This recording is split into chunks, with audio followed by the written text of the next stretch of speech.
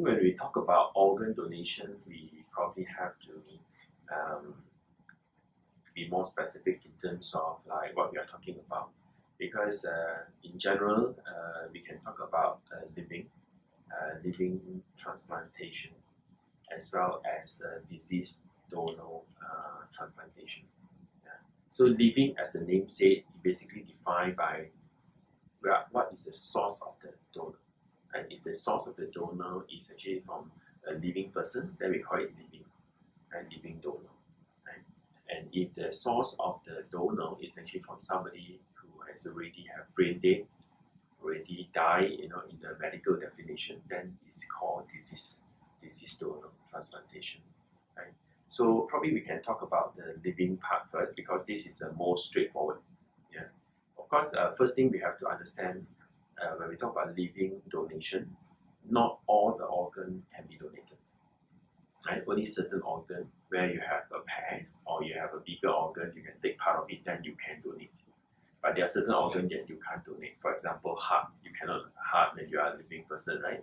You cannot also donate your lung when you are a living person. But of course, for kidneys, because we have 2 kidneys, you can actually donate a kidney. Liver is a huge organ, so you can donate one of the lobe, right, to a child, so who need actually less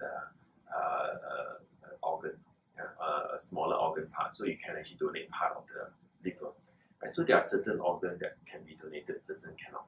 Right? So to put it simple, what you need is just a suitable donor. Right? Of course, you have to go through a proper medical examination and also investigation to make sure they are suitable donor. And you have to make sure that the recipient is also medically fit, then the transplantation can happen. Now, of course, the process is actually quite long, but this is much more straightforward when we talk about coordination.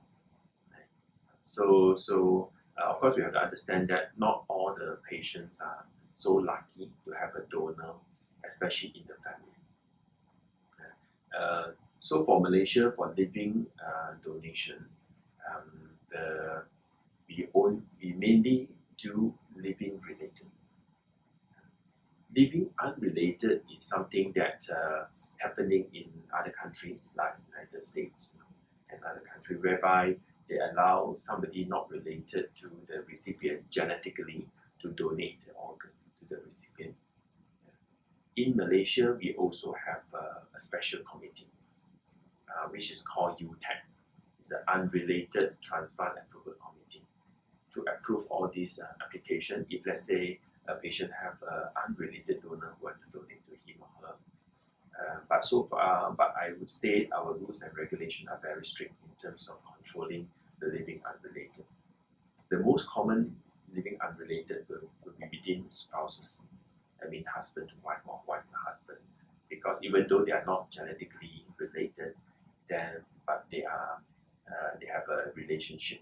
So sometimes we call it emotionally related and transplantation. So that can happen even though they do not have a genetic link. So these are living donation.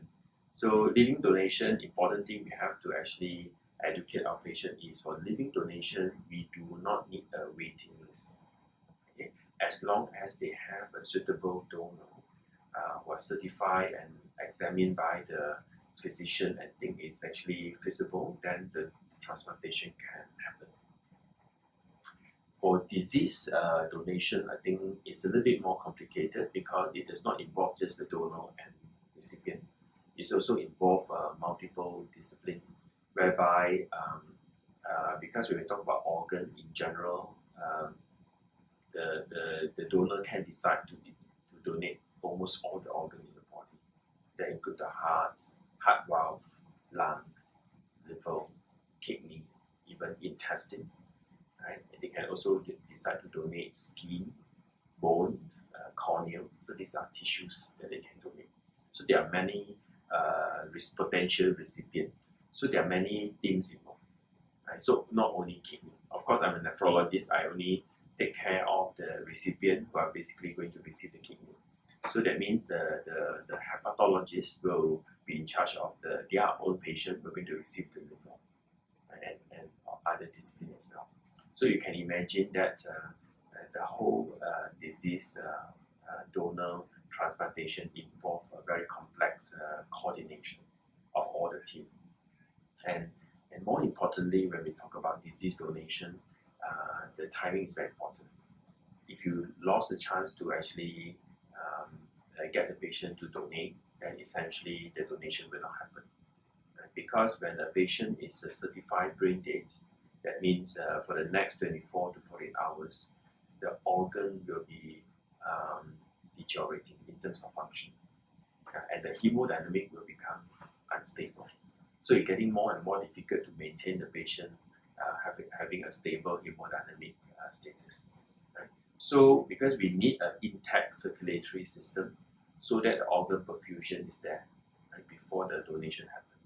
If let's say something happened to the patient and the donor blood pressure crash, right? So a lot of time if the heart stop beating, then the donation will not be able to happen in time because the organ all will lost the function when the heart is not functioning anymore.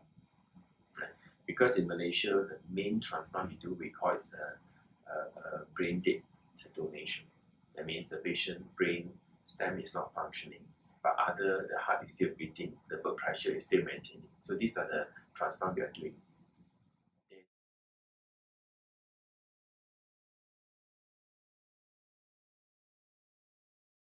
So that's why just now when you asked me about when the natural death happened, whether the organ donation can still happen, the simple answer is no. If something happened at home, and so all these things can only happen when it's actually in the hospital.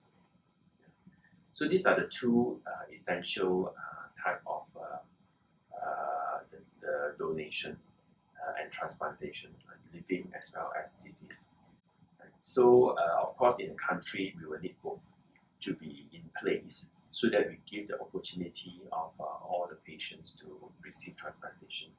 Because if you think about it, living, only a small percentage of patients will have potential donor in the family. For disease, for those patients who do not actually have a donor in the family, then they will need to wait for the organ under the waiting list.